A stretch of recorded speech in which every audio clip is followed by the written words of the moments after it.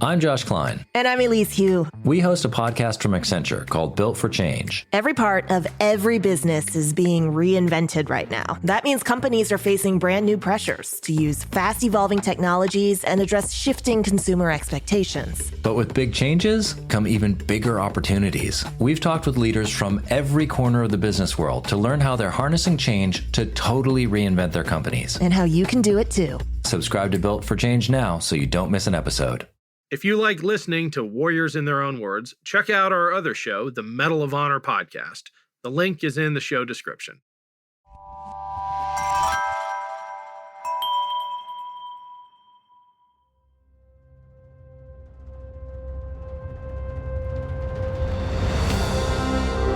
I'm Ken Harbaugh, host of Warriors in Their Own Words. In partnership with the Honor Project, we've brought this podcast back at a time when our nation needs these stories more than ever. Warriors in Their Own Words is our attempt to present an unvarnished, unsanitized truth of what we have asked of those who defend this nation.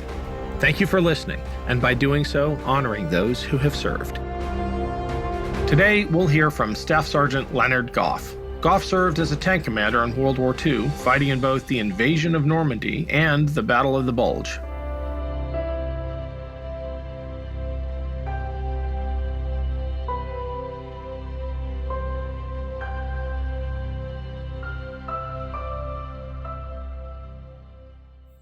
In Normandy, I was a tank commander, and responsibility of tank commander is radio communications. From battalion commander on down, you listen to what goes on the radio. You got a radio operator relaying to you what you're going to do, when you're going to attack, and everything else. That is the main thing about it. Every crew member in there knows what to do. The radio operator, the assistant driver, your gunner, all of them know what to do. And when communication was passed and we had earphones that we could hear what was going on the radio, they knew what to do. They knew what was going to happen. But the only trouble, you never know when you're going to get hit. That was the biggest problem when you buckle up in that thing. You never know when you're going to get hit or what was going to happen, if you're going to run over landmines or what. Well, at that time, we thought the Sherman was the best tank it was. We didn't know that the Sherman could be knocked out. We thought as thick as that armored was, that couldn't nothing destroy it.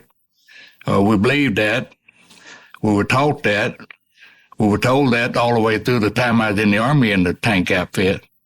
And we never realized what was going to happen to it when we got in combat. And we were green when we got in combat. But it took I guess 3 or 4 weeks. At one point when we made an attack there at Point de Hosse, all the tank commanders' tanks were knocked out. Even our battalion commander's tank was knocked out. Colonel Sam Hogan, he was knocked out. And we lost 13 tanks there in that one situation. When the first one I had got knocked out, that's where it was at. I never heard no hollering going on by the crew members. I know when the tank gets hit, you never know what's going to happen to that crew that's inside that tank. Lots of crew members in there lost legs and lost arms and stuff like that when that German 88 would come through there. A lot of them got killed. Some of them, it was in light tanks. They'd run over landmines and they'd blow the whole front of that tank off. That's the problem you run into. You don't never know what's going to happen when you get hit. It's just like if somebody put you down in a 55-gallon drum and you put 4 men around that drum with 24-pound hammers, and all of them hit that drum at the same time. That's the impact of that shell hitting. You don't realize how much force is behind that shell of that 88 that once hit that tank. And you'd be surprised what a bazooka will do. When I had one knocked out with a bazooka at Trulin, the road that goes into Trulin, Germany, it lifted that tank almost up off of the left track when that bazooka hit on that left side. There's so much impact behind it. Nobody can get hit with a tank without being wounded. And if you drive the driver in there and that tank is hit on the left side by the driver's side and he's sitting in that bucket seat, he's going to lose a leg. He might lose his life right there in that driver's seat. Then you got the assistant driver next to him, and he ain't got no way to open the hatches to get out. Had to reason some of them get trapped in there when the tank catches on fire. And I was always lucky to go out the back and go over the side of it. We lost lots of men in them tanks. They had a good gun. They had a good tank. And we had lots of respect for the German soldier. He was a good fighter. But we always thought we were better than they were. And undoubtedly we must have been. We won the war. But we had a German major told us one time, he said, the reason the United States won the war, he says, y'all could turn out the Sherman tanks faster than we could turn out the 88s. And that's the reason y'all won the war. It's real bad on you. A German tank can knock you out 1,000 yards. Or 1,200 yards, he can knock you out. We could not knock out a German tank 600 yards. I fired on a Tiger tank one time and it ricocheted. The shells ricocheted and hit it and ricocheted off of a Tiger tank because it wouldn't penetrate. And that's when you back off and get out of the way because he's going to come to where you're at. And it's the main thing about the tanks catching on fire. Sherman tank burnt. It burnt real bad. Well, a bunch of them burn up. When they catch on fire, they'd burn, and the men would get trapped inside and couldn't get out. And we could elevate our gun better on the turret than the Germans could. Ours was electrical operated turret, and theirs were hand operated. And we could elevate the turret faster than they could. That was one advantage we had over them. But as far as putting that 76 that we had in that 75 up against that German 88, that 88 would outfire us any time. A better gun, better shells. Well, you training, you was always taught in the training how to get out of a tank if it's hit, the speed to get out, be able to get out of that tank within 5 seconds if it gets hit. Like we trained up there at Fort Benning, Georgia in the 2nd Armored, we'd do it all day long, day after day, practicing down there in the motor pool, getting in, getting out, getting in, getting out. Well, what did you do? You would get in the tank down at the motor pool there at Fort Benning, we'd all get in the tank and button up. And when you get all buttoned up, your instructor stand out in front with a stopwatch. And he'd take that sledgehammer, and he'd all over hit the front of that tank, and you got to kick them hatches open and come out of it. And he'd stand there timing you on that stopwatch. If it took you 20 seconds, that's too slow. Get back in. He don't tell you nothing. He just says, get back in, that's too slow. And you get back in, you buckle back up again. You close the hatches. He sets this little stopwatch, and then he hits the tank with a hammer again. You come back out again. Still too slow. You might be 5 seconds faster than you was the other time, but you're still too slow. He want you to be able to come out of that tank anywhere from 5 to 6 seconds when that tank is hit with that thing. And you get practice of doing that, and you can do it. And when you get in combat and you get that one load, it hits that tank, it always comes back to you, the training you went through up there at Fort Benning. How to get out, where to go. Don't try to stand up and go out to crawl out like you're pulling into a parking lot. Come out of that thing fast as you can in a sliding position. And that's the same way when that driver comes out. He comes out right over the front, right on the ground. He's going to come out of it. Because they say you got 15 to 20 seconds from the time that tank gets hit, that combat load of ammunition in there is going to start exploding. And you better be out of that tank before that combat load starts exploding. And you're going to get a fire. And it's a problem you don't ever know. I hope don't nobody ever have to go through it. Because if you do, you better be young when you go. Well, it's a rough battling now. You get hurt every time. It's no saying that you don't come out of there getting hurt. I got hurt every time. After it, I got the Purple Heart and 2 Oak Leaf clusters. the last time when it was hit with a bazooka, when we made a recon in Trulin, Germany, and on the left-hand side was cordwood stacked up, and the left-hand side was being machine gunned with that 50 caliber on the turret of that tank. And then we got orders to turn around and come back to the roadblock. And when the driver shifted down and he pulled that left lever to turn around, that's when that bazooka hit under the left-hand side. And it moved that tank on them tracks. And I came out of the tank like through training, come out of the back end of it. Well, I landed on the asphalt flat on my back. My nose was bleeding. My mouth was busted. I couldn't hear. I believe it was the 83rd Recon that came down through there and gave us cover fire with machine guns firing over our head that they train you how to go through that optical course on a machine gun fire. And we crawled back out, and I ran into an infantry patrol. I'll never forget, it was 7 men and a second lieutenant. And I couldn't hardly hear what he was saying. My mouth was bleeding. And he was wanting to know if I wanted to go back down there at the tank with him. I couldn't go back to the tank. I don't even know where my steel helmet was at. It's a situation there that I'll tell you about it. A hard situation to explain unless you've been through combat. You don't wait on nobody. You don't wait on nothing. You're just like, I don't know how to put it, you're more like a beagle out there hunting rabbits. I guess he ain't going to get out there and run a fox. But you got an objective. Your objective is to destroy the gun, and we do not wait on nobody. Just keep moving. Keep moving. If a man falls in front of you, go over him and keep moving. Don't stop. One objective, destroy the gun. And that's where we're trained, to destroy them. You never had the same crew. I never had the same crew. Medics, we usually pick them up.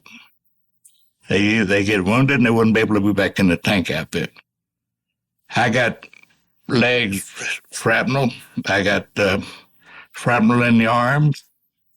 But I was lucky I never got killed. I always remember one thing. My mother was a real religious type person. And every time she would write me a letter, she'd always put on the bottom of it, "Come home at supper time." That's something I never forgot. See, I had a brother that got all shot up in the Catherine Pass there in North Africa. He was in the 3rd Infantry Division. Him and Artie Murphy was in the same outfit together. And Arnez, when he played on Gunsmoke, he was in the 3rd Infantry Division. He got wounded there in Normandy. He got shot through the hip.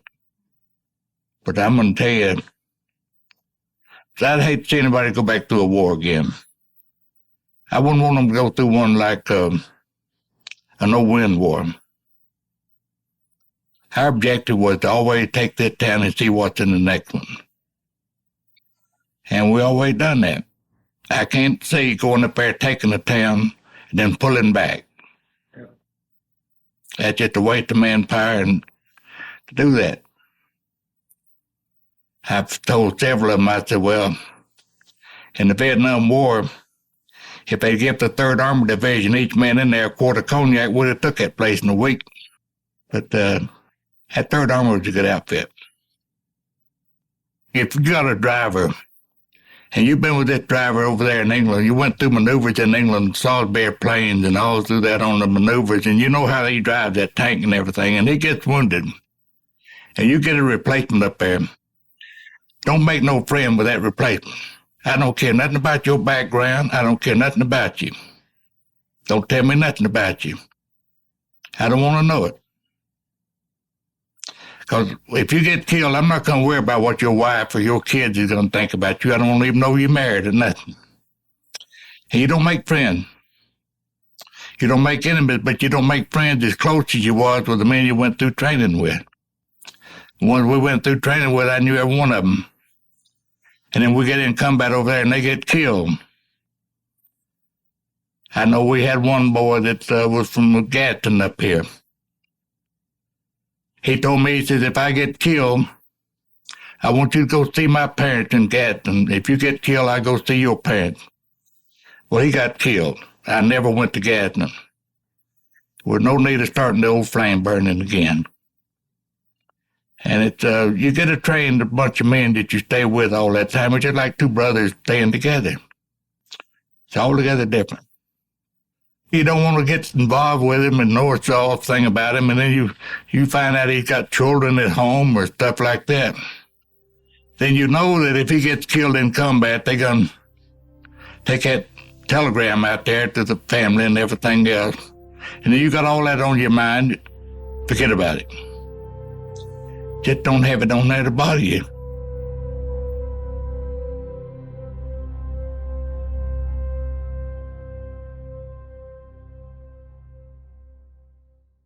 With the busy fall season already in swing, you might be looking for wholesome, convenient meals for jam-packed days. Factor, America's #1 ready-to-eat meal kit, can help you fuel up fast with chef-prepared, dietitian-approved, ready-to-eat meals delivered straight to your door. You'll save time, eat well, and stay on track with your healthy lifestyle. Level up with Gourmet Plus options, prepared to perfection by chefs and ready to eat in record time. Treat yourself to upscale meals with premium ingredients like broccolini, leeks, truffle butter, and asparagus. Looking for calorie-conscious options? Try delicious, dietitian-approved, calorie-smart meals with around or less than 550 calories per serving. Need an extra boost to support your wellness goals and feel your best as you tackle a busy autumn? Try Protein Plus meals with 30 grams of protein or more per serving. With Factor, you can rest assured you're making a sustainable choice. We offset 100% of our delivery emissions, source 100% renewable electricity for our production sites and offices, and feature sustainably sourced seafood in our meals. This September, get Factor and enjoy eating well without the hassle. Simply choose your meals and enjoy fresh, flavor-packed meals delivered to your door. Ready in just 2 minutes, no prep, no mess. Head to factormeals.com/warriors50 and use code warriors50 to get 50% off. That's code warriors50 at factormeals.com/warriors50 to get 50% off. I'm Josh Klein. And I'm Elise Hu. We host a podcast from Accenture called Built for Change. Every part of every business is being reinvented right now. That means companies are facing brand new pressures to use fast evolving technologies and address shifting consumer expectations. But with big changes come even bigger opportunities. We've talked with leaders from every corner of the business world to learn how they're harnessing change to totally reinvent their companies. And how you can do it too. Subscribe to Built for Change now so you don't miss an episode.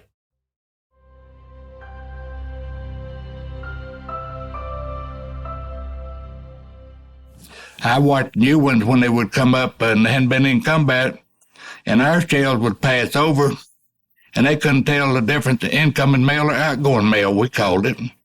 Incoming mail is when the Germans fire, outgoing mail is when we fire, and they duck. When our shells would fire over and they come over whistling, you see them duck or run behind something. They didn't know, they hadn't been in combat long enough to know the difference from the two types of shell whistling. The main thing I always told them, don't try to be a hero. You don't need no heroes. Because if you think that German ain't a good soldier and he's going to kill you, you made a mistake. Because he was good. He was well trained. And we were well trained. I liked our training. We were trained. But they told us we were the best equipped army in the world. But we found out in the Battle of the Bulge down there and all that snow and ice and everything that we wasn't the best equipped army in the world. We were out there with ODs on, and the Germans had on fleet line coveralls. Their tanks were painted white. Their rifles were white. The fleet line coveralls were white. And they could crawl up on you at nighttime through that snow and you'd never see them. And we was out there looked like a lump of coal out there with them ODs on. I just had a job to do, and that's all we done is try to do the job that we had put in there to do. But I remember we had one time, we had a lieutenant told us, he said, I want to tell you one thing, now them tanks cost $85,000 a piece. Don't lose it.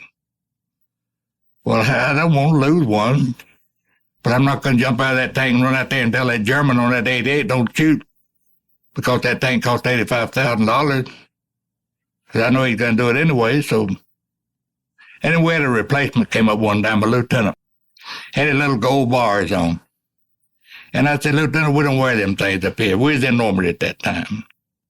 He said, what rank are you? I said, Staff Sergeant. He said, you ain't got no straps on. I said, no. The men know what I am. I don't have to advertise it. I said, you don't want to come up here and combat with them. He said, but I just left Fort Benning, Georgia and went to OTS for 90 days. I said, I'd take them bars off. I wouldn't wear them up here. Well, he wore them. He got killed. Great Restoration. Sniper got him. Had them little bars on and them telescopic sights. That sniper will pick you off. Leave them little bars. We know you're a lieutenant. Don't get out there advertising them. It's like them little patches they used to put on the back of her helmet. White patches. An officer's patch would be straight up and down white, and ours would be crossways. We'd cover that thing up. I don't want to be out there with something showing on the back of my helmet. White like that. We were trained different than the Germans. If you saw 5 Germans out there and you could pick out which one was the sergeant or the lieutenant and knock him off, you'll take the others prisoner. You put 5 GIs out there, pick out the sergeant, shoot him. Every one of them been sergeants, they just got busted. They can take right over and do what the other one done. That's the kind of training we had. Side of my tank was suicide. On the inside of the tank was a picture of Betty Grable, standing there with that bathing suit on. And I don't know why the name suicide was picked or what. Unless you was committing suicide to fool with this tank, or this tank was committing suicide for going into combat. I don't know what it was on there for. We didn't put it on the next one, no. And some of the tanks we got might have been replacement tanks. I know one of them we got there, one new tank. I think it came through maintenance. Maintenance must have repaired it or something. And it came up there to us.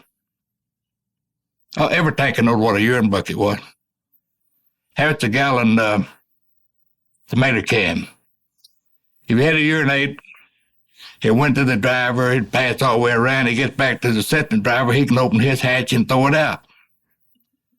So we pulled up there one time, we all used the urine bucket and the tank assistant driver opened the hatch to throw it out and throw it right on the colonel standing out there. I've never forgot that either. I bet you never did. Yeah. Well, I tell you one thing, they're different now than the tanks they got now. The tanks they got now is automatic transmissions and air conditioners and heaters and everything. We didn't have no air conditioner or heaters in them tanks. One time we fired on a truck. We backed off on the shoulder of the road and had the 76 looking right down the highway. And here come a German truck down through there. And we were camouflaged.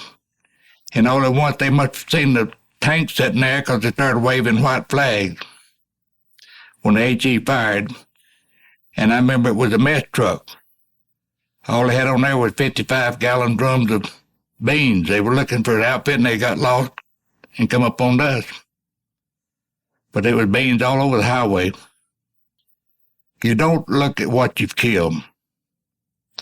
I've heard lots of people say they went through combat and they wasn't scared. Ain't no man went through combat that wasn't scared. If he tells me he wasn't scared, he didn't go through combat. I know I done my job when I volunteered for the Army. I wasn't but a kid when I went in the Army. I wasn't but a kid when I was driving the tank in the 2nd Armored Division. I was regular Army. I was trained to do what you're told, discipline. And they don't have discipline in the Army like we had back then. It ain't there like it was when I went in the Army at Fort Benning, Georgia. And we used to get out there on that 29th Infantry parade field and parade all day long. All day long, they'd drill us, right flanks and left flanks, till we got it damn perfected, perfect. And you don't see that no more now. We also up there at Fort Benning, going up there barracks with a brass rail that went from the bottom all the way to the top. If you ever touched that brass rail and you polished it for about 7 weeks every morning, you learn not to touch it next time you went up there. And they don't have the discipline like we had back then in the regular Army back in 1940. It's altogether different. I served under 5 generals in the 3rd Armored Division. From the first one at Camp Polk, Louisiana, General Gillum, all the way up to General Rose when he got killed at Paderborn. And I was always proud of it. And if you go up to Memphis, Tennessee now and you walk in there to the museum and you see Elvis Presley's uniform, you'll see that 3rd Armored Division patch on it. That's what he served in, was the 3rd Armored when he was over there. Our mission that we were told to do was, and they briefed us and everything and showed maps. We studied maps and everything else at the top of Point de Hoc, were to get rid of the guns, the 155 houses that was aimed towards Utah Beach. That was our objective. We studied every map. We trained with the British commandos. But on June the 1st, they took us down to Weymouth, England, at the port of Weymouth, and they put us on the ship to Amsterdam. That was on June the 1st. We stayed on the Amsterdam all the way up through that storm and everything out there on that channel to June the 6th. On the morning of June the 6th, we were 12 miles off the coast of France at 2 o'clock in the morning when they give us flapjacks for breakfast. We loaded up on LCAs, landing craft assault. We was under British ship, British LCAs. And you load up on that thing to let you down to the water. And our company commander, Captain Slater, when they let his down to the water, he said, this thing ain't going to sink, ain't going to float, it's going to sink. You could stand in it and reach over and touch the water. Well, when they started moving out to going in towards the beach, we were supposed to be going due north, straight to Point de Hoc. We were bare left. Bud Lomel, the first sergeant, told that British sailor up there, can't you read a compass? You're not going to Point de Hoc. You're going off course. We had to come back up the coastline 3 miles up Normandy coastline to get to Point de Hoc. We were supposed to went in at 6:30. We were supposed to went up Point de Hoc up to the top in 5 minutes. We never got up there to Point de Hoc to the bottom to 10 minutes after 7 because of that British taking us out of the wrong way. And the Germans was already alert that we were coming up. And that's when they started, we shot grappling hooks, and it was barbed wire. There wasn't no sand down there on the beach. It was mud, clay mud, where the Navy had shelled and knocked them craters in that seawall, and all that mud had come down there on the beach with in mud over our shoe tops. And we went up them rope. And the Germans were standing on top shooting at us. They were throwing hand grenades off. We were getting machine gun fire from Omaha Beach. And we went up and done what we were supposed to do. But when we got on top, it didn't look nothing like the map did that we studied. The roadway and everything was tore up. And there were no guns up there. The guns had been moved back about 2 miles. And they were pointed straight toward Utah Beach. But the Germans that were supposed to be manning the guns weren't even there. They were 250 feet or further down in the apple orchard, eating apples. We used termite grenades on the guns. And that's what a termite grenade will melt that metal. That's what it does when you put that on there. And the guns were destroyed with that. Bud Lomel was one of the sergeants that done that. And then when we get back, we fight 3 counterattacks. With the Rangers we had left, there wasn't about 80 of us left, we held off 3 counterattacks on the top of Point de Hoc. And I remember one German was bending over, firing down on us. This Ranger down on the beach down there on the bottom had a carbine, and he shot back at him and hit him. And when the German fell off the top, he knocked 2 Rangers off the rope when he come by. Hit 2 Rangers, knocked them by. I saw a lieutenant. Rope got cut. German cut the rope with the lieutenant. And he landed in that mud and everything with a Thompson submachine gun. And he was there trying to get that mud and stuff off that machine gun before he started back up the rope again. He knowed what a chance he had if he walked out there to the water. And the Rangers is a rough outfit. And the main thing, if you always do it, if you see a German tank or something like that, if you trained as an instrument, if you will fire down the barrel of that gun, of that 88, if he's got a shell in the projector, and you fire down the barrel of it, your bullet can jam that shell in that projector. And then when they fire, that gun will blow up. Because it comes in there, the shell is sitting in there in the shape this way, and when you fire in there and the bullets come inside of it and wedge it, and when they mash it, it's going to blow. It ain't going to come out. And always, we were trained to always watch where your traces go. That's what you're carrying traces for. That's when you're firing traces, to know where your bullet's going to go. And if you start putting it, anybody ought to be able to hit a diagram 5 inches in diameter. And that's about the size of an 88 shell, was about 5 inches in diameter. And ought to be able to put a bullet in it. And we made some rough training in them Rangers. The people that don't get the credit is your medics. The medics is the one that ought to get the credit. The man that's unarmed there and all that machine gun fire on them beaches, treating those wounded and everything. And he's the man that ought to get credit. Is the medic. I've always said that. But you got your objective, and you got to do it. If you don't, what good did it do to land if you're just going to stay down there on the beach? The worst thing they ever done in the world is when they give us flapjacks at 2 o'clock in the morning. That maple water syrup make you seasick. That reason some of them got seasick when they eat that flapjacks with that water maple syrup, we called it. I remember after I got out of the Army, I'd have dreams at nighttime. And I'll never forget one. The German infantry was advanced to war just, and I was firing the 50 caliber machine gun. And the bullets were coming out of the machine gun, landing not 20 feet right out in front of me. And a German officer walked up there, and he picked up some shells and walked up there to me with them in his hand. He told me, he said, "Sergeant, the barrel's burned up on that 50 caliber. You need to get a new barrel put in it." And I've never forgot that. That's a dream, Nate? Yes. Those shells was coming out of that thing, landing right in front, wasn't going nowhere. And he picked up some of the shells and brought them to me. He said, "You need to get the barrel changed out on that 50 caliber. It's burned up." And I never forgot that. That was Staff Sergeant Leonard Goff.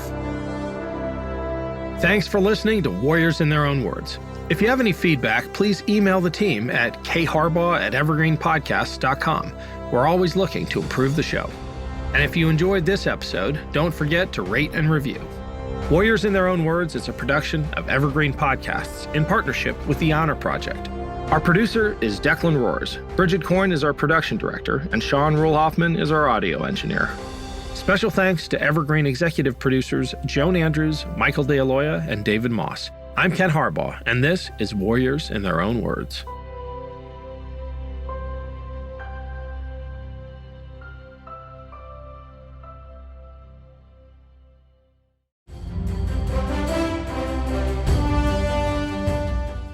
This is Peter. And this is Tom. We want to tell you guys a little bit about our podcast. Tom and I met in college, became best friends, and then teachers almost 20 years ago. Sometimes school just does not allow us to elaborate on the topics that we find interesting, like the real shark attacks that inspired the movie Jaws, or the real historical context to Indiana Jones artifacts. Where does cereal come from? Or are zombies real? Does Ben Franklin really deserve to be on a $100 bill? On our podcast, just like in our class, there are no stupid questions. Just two friends having a lighthearted conversation about history, pop culture, and the context of current events. Listen to History Teachers Talking Podcast from Evergreen Network, anywhere you get your podcasts.